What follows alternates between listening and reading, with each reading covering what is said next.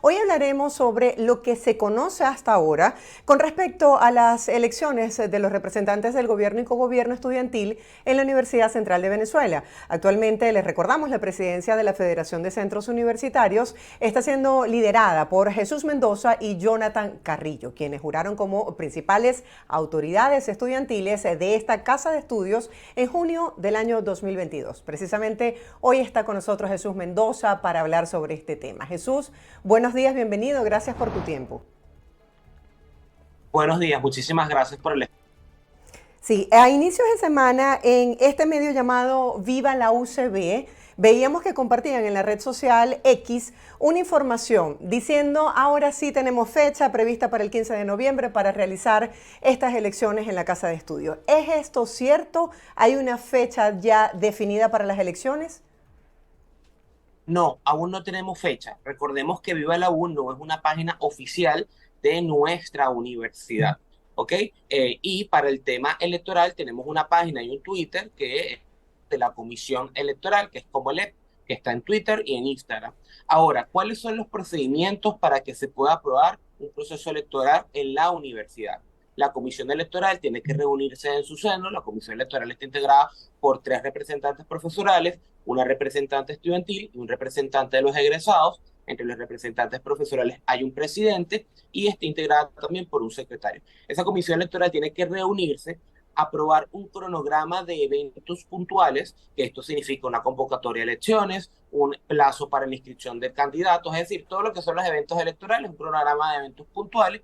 Ese cronograma, esa propuesta se la mandan al Consejo Universitario, el Consejo Universitario la aprueba y a partir de ahí es que se empieza a correr, depende de la fecha que plantearon en ese cronograma, la convocatoria. Nada de esto ha pasado. Lo único que ha pasado es que la Comisión Electoral tuvo una renovación a su interno. A finales del año pasado, el profesor Víctor Rago y el Consejo Universitario promulgaron una renovación de la Comisión Electoral que ya tenían que hacerlo porque estaba vencida. Esta Comisión Electoral Profesoral ya se renovó y actualmente está pendiente la elección del secretario de la Comisión Electoral y la elección del representante estudiantil de la Comisión Electoral.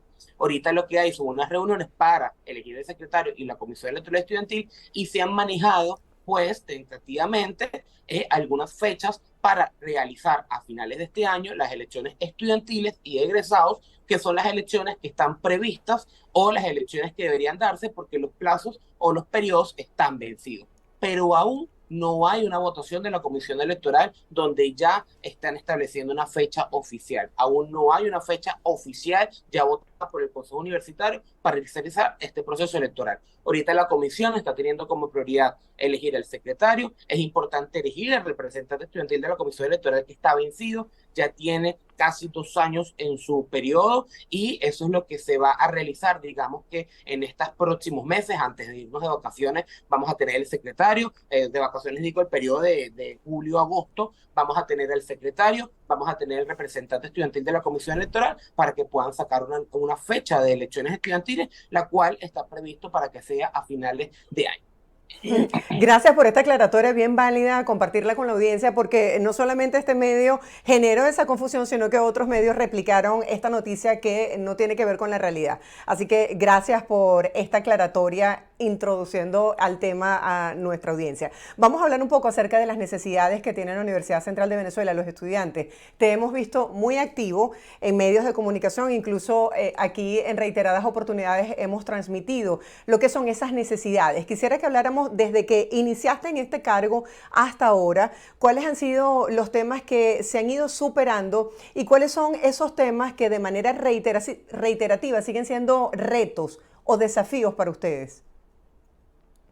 Mira, yo creo que el tema hoy de la universidad es la crisis presupuestaria, que es un reto gigante no solo de la comunidad estudiantil, sino de toda la comunidad universitaria. Y cuando hablo de que es un reto de la comunidad universitaria, y es que la crisis presupuestaria afecta absolutamente a todos los sectores, al sector profesoral, al sector de los empleados obreros y al sector de los estudiantes. En el ámbito estudiantil, de alguna otra manera que es el que me refiere, hoy por hoy tenemos una beca de $5. $5 que no alcanzan absolutamente para nada. $5 que en reiteradas ocasiones le hemos dicho a la ministra Oblita que nos acepte una reunión y lamentablemente no nos las ha aceptado para que podamos tener un entendimiento sobre el aumento de la beca y lamentablemente esto no se ha dado. Es indispensable resaltar de que hoy un estudiante está cobrando los $5 a través del sistema Patria. Aparte tiene que meterse, registrarse en el sistema Patria y ahí es que le depositarían la beca de $5 que no alcanza para absolutamente nada y la ministra Oblitas lamentablemente no nos ha dado nunca ninguna reunión que se le hemos pedido en reiteradas ocasiones. El tema del gasoil. El gasoil para todas las unidades de transporte eran más de 25 rutas de unidades de transporte urbanas y extraurbanas, es decir, en área de Caracas, del este y del oeste, y a las afueras de Caracas, para que el estudiante tuviese cómo movilizarse al campus universitario y poder llegar a la universidad con facilidad. Actualmente, la crisis de gasoil ha hecho que no se habilitaran esas 25 rutas y nada más tenemos 8 que se han habilitado paulatinamente. Y el comedor, que yo creo que es una de las Ujú. cosas más Más graves, nada más importante. estamos teniendo es días al mes de comedor. Lo que aporta el ministerio son 3 días al mes, que no alcanza para absolutamente nada. El resto está cerrado el comedor porque no alcanza lo que está dando pues el ministerio. Entonces, en el tema presupuestario de las reivindicaciones estudiantiles, tenemos un comedor que abre de manera paulatina 3 días al mes porque el ministerio no da los alimentos adecuados. Tenemos una beca de $5 y la ministra ni siquiera se reúne para aumentarla y tenemos un déficit de gasoil. Y si nos vamos al tema profesoral y de los empleados obreros y administrativos, tenemos el tema salarial. El último aumento que se dio, que fue la estimulación de la bonificación y no del salario, lo que hace es pulverizar más el salario y es una política por parte de este gobierno no estimular el salario para los empleados públicos, ni para los profesores, ni para los maestros. Hoy un profesor te llega al aula de clase sin comer, con los zapatos rotos o sin tener reactivos para la investigación,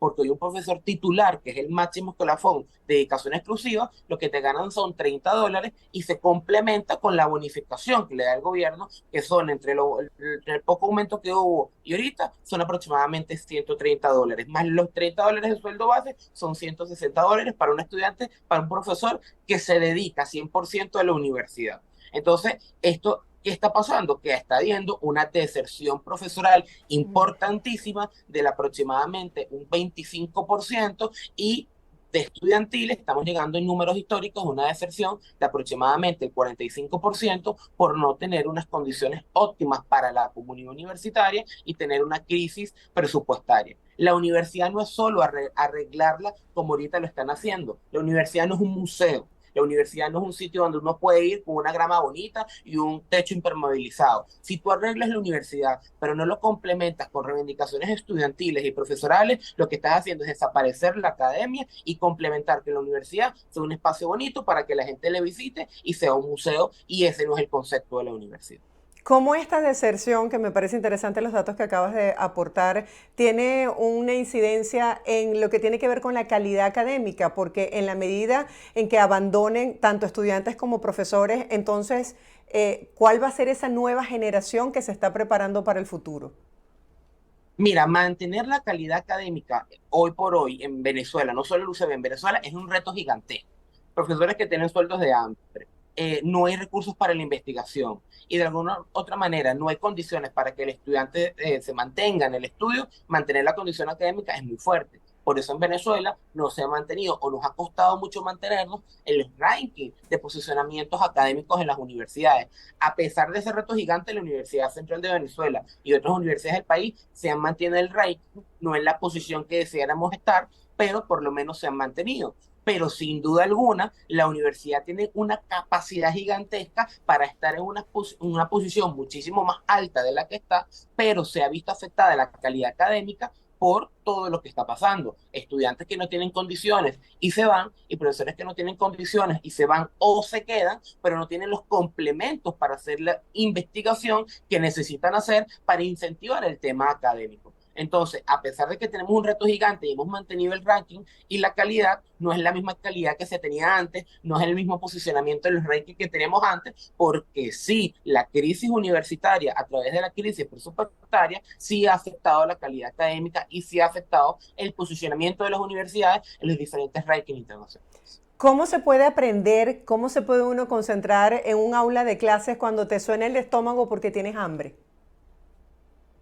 Mira, es muy difícil y eso lamentablemente lo he visto con mis compañeros. He visto a compañeros que lamentablemente llegan a la hora de clase y no han comido y cuando ves un comedor que debería darte por lo menos las tres comidas, el comedor está cerrado y abre nada más 3 veces al mes. Y no solo pasa con compañeros, pasa con profesores. Y claramente, ¿por qué es que se complementa en el área educativa un comedor? Porque la alimentación va de la mano con el estudio. Si un estudiante o un profesor no se alimenta bien, no puede rendir bien en la investigación, en el tema académico, en el tema del estudio. Pero al tener un comedor cerrado, estás afectando directamente no solo la calidad académica, sino el rendimiento de ese estudiante y el rendimiento de ese profesor. Y es inviable que un estudiante aprenda bien con la barriga vacía. Es inviable que un profesor enseñe e investigue bien sin haberse alimentado bien. Entonces, realmente, sí estamos teniendo ese problema en el que no hay una buena alimentación porque no tenemos un comedor abierto, hay problemas de transporte porque no tenemos unas unidades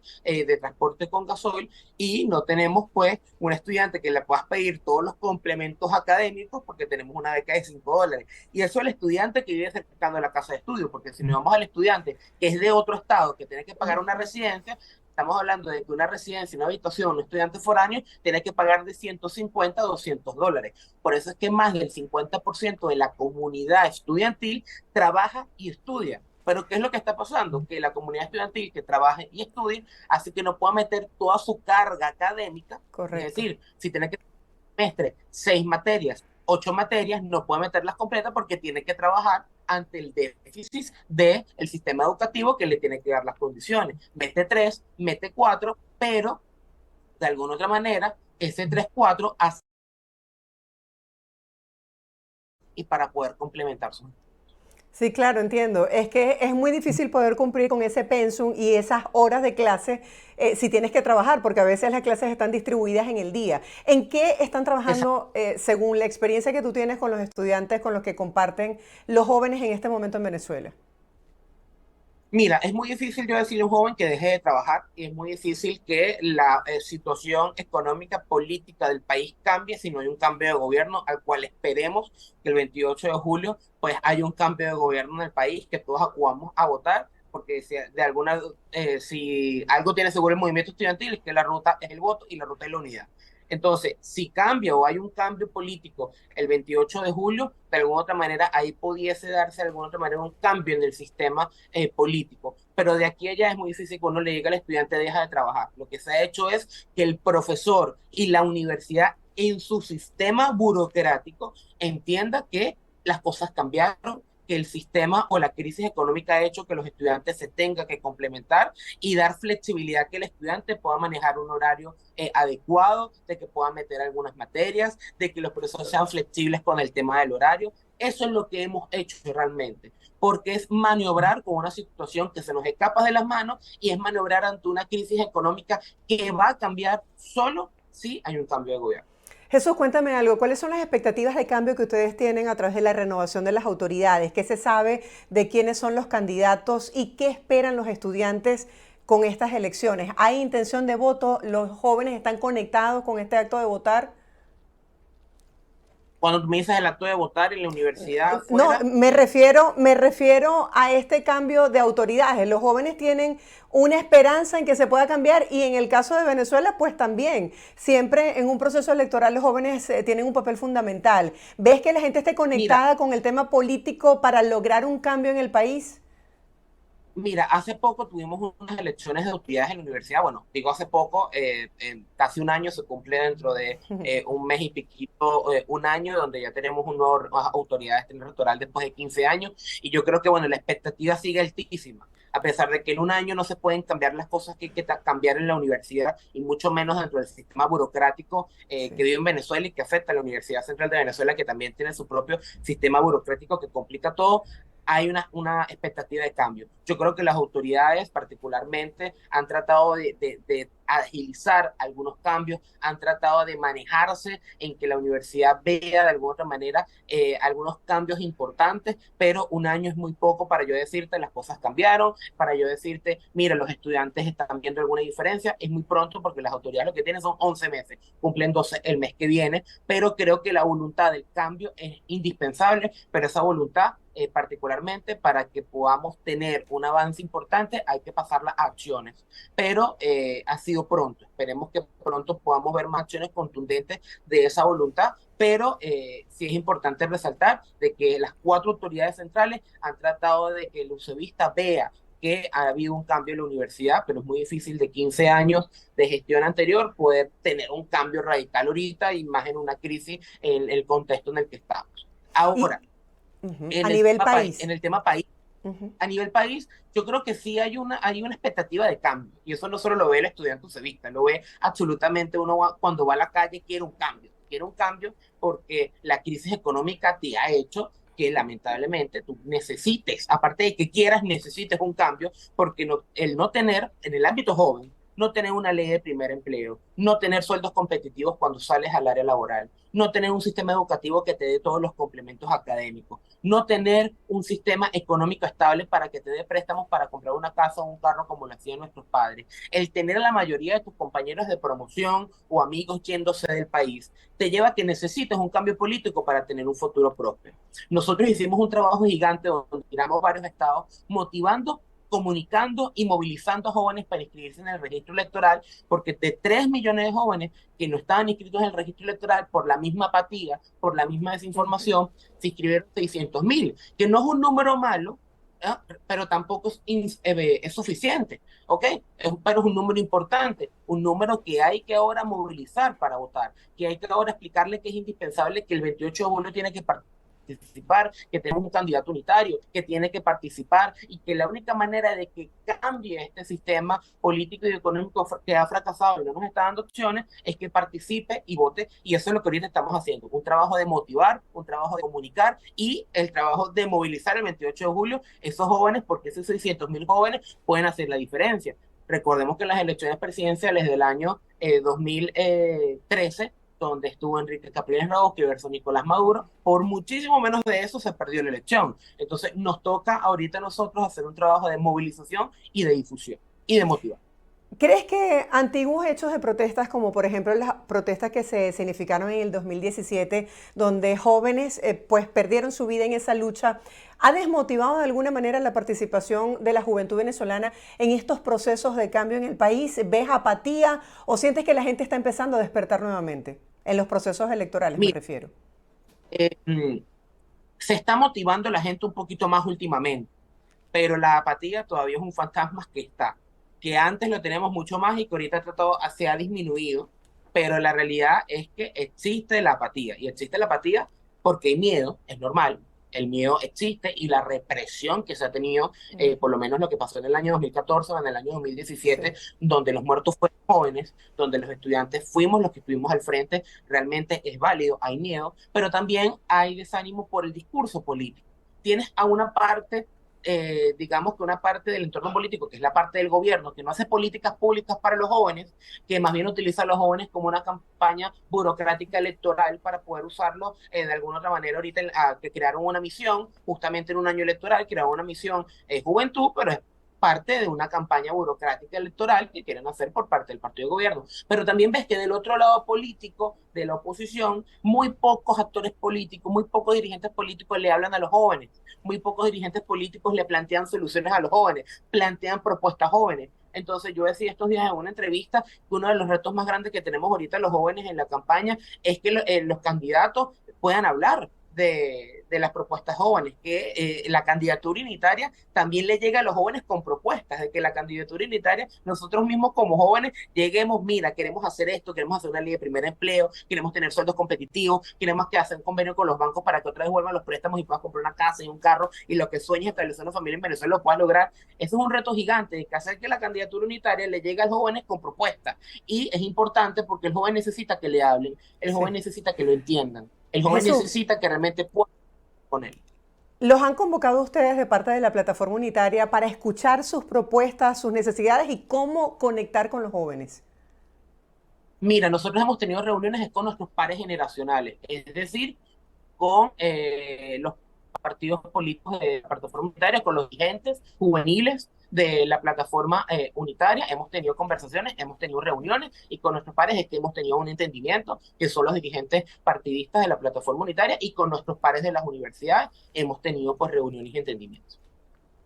¿Cómo se logra hablar con los jóvenes y sobre todo entender su idioma y cuáles son las necesidades? Porque así como el mundo actual con toda esta era de redes sociales ha cambiado la manera de dirigirse y el discurso, también los políticos tienen que adaptarse a esa nueva manera, nuevo lenguaje para conectar con los jóvenes.